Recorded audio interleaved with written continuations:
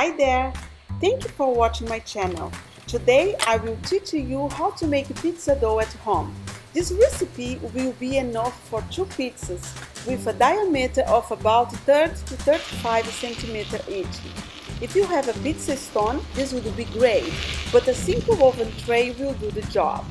If you don't have a stand mixer, you can knead the dough by hand. It will take approximately 5 minutes of work.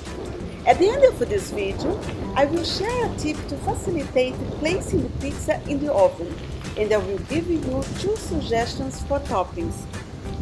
If you want to be notified of my next recipe video, you should subscribe to my channel. Share your comments, questions and suggestions down below. Have fun and a big hug from the south of France. Bye!